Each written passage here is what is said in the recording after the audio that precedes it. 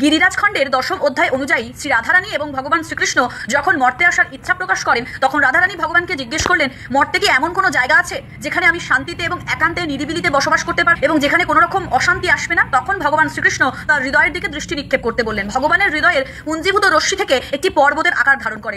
সেই পর্বতই হলো গোবর্ধন বা গিরিরাজ পর্বত। তার কিছুক্ষণ পর যখন তারা স্বর্গ থেকে মর্তে আসার ইচ্ছা প্রকাশ করলেন, সেই সময় রাধারানী জিজ্ঞেস করলেন, মর্তে কি বৃন্দাবন, যমুনা এবং গোবর্ধনের মতন কোনো জায়গা আছে যেখানে আমি শান্তিতে বসবাস করতে পারি? আমি তো বৃন্দাবন, মথুরা আর গোবর্ধন ছাড়া আর কোথাও থাকতে পারবো না।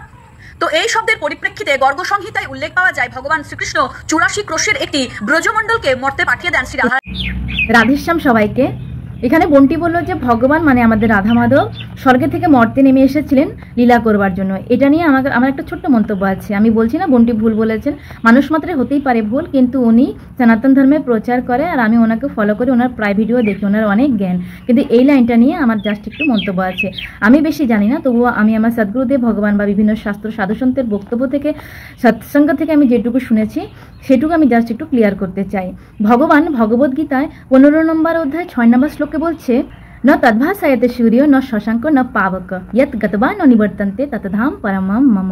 ভগবান বলছেন যে আমার পরমধাম, আমি যেখানে নিবাস করি সেখানে না চন্দ্র, না সূর্য, না অগ্নি, না বিজলি কিছুই দ্বারা প্রকাশিত হয় না, কোনো বা উজ্জ্বলও হয় না। আর আমার ধামে যারা ফিরে আসেন তারা সে ভৌতিক জগতে মানে জড় জগতে আর পৃথিবীতে বা 84 লক্ষ জনিতে কেউ আর ফিরে যায় না। ভগবান যেখানে নিবাস করে তাকে আমরা ধাম বলি। বিভিন্ন শাস্ত্রে বিভিন্ন সাধুসন্ত তাকে বিভিন্ন নামে ব্যাখ্যা করেছেন। গর্গ সংহিতাতে কোথাও লেখা নেই ভগবান স্বর্গ থেকে মর্তে নেমে এসেছেন। গর্গ সংহিতাতে তো গোলকধাম নিয়ে অনেকগুলি অধ্যায়ও লেখা রয়েছে।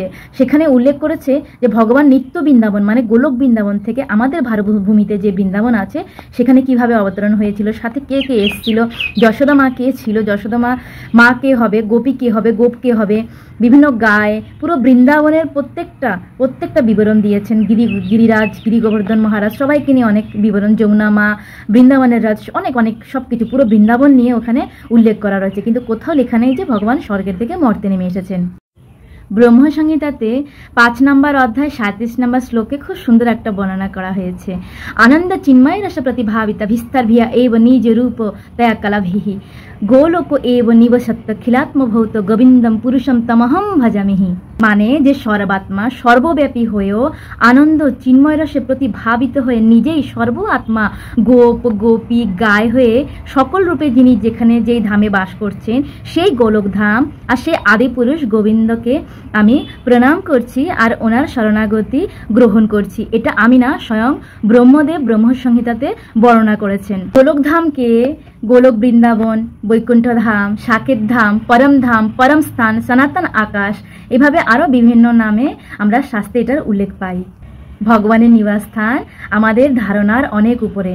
আমরা চিন্তাও করতে পারবো না যে ভগবানের নিত্য ধাম কেমন আর সেটা কোথায় অবস্থান করছে। মোহমায়ার অনেক উপরে আর প্রকৃতির 3 গুণের যেখানে কোনো প্রবেশ নেই, সেটাই হচ্ছে ভগবানের নিজ ধাম, ভগবানের গোলক ধাম। ভগবান যেখানে বসবাস করছে, স্বর্গ নয়। স্বর্গ তো ইন্দ্রলোকের, স্বর্গলোকে ভগবানের নিবাস স্থান না। স্বর্গলোক তো হচ্ছে ইন্দ্রলোকের দেবদেবীর অপ্সরা। আর এই মর্তলোকে এই পৃথিবীতে যারা দান ধ্যান করে প্রচুর পুণ্য অর্জন করেছে, সেই পুণ্য অর্জনের ফলস্বরূপ স্বর্গ প্রদান করা হয়। কিন্তু যখন তাদের সব রকমের পুণ্য ফল শেষ হয়ে যায় তখন আবার এই 84 লক্ষ জনিতে বা এই মর্তলোকে তাদের ফিরে আসতে হয়।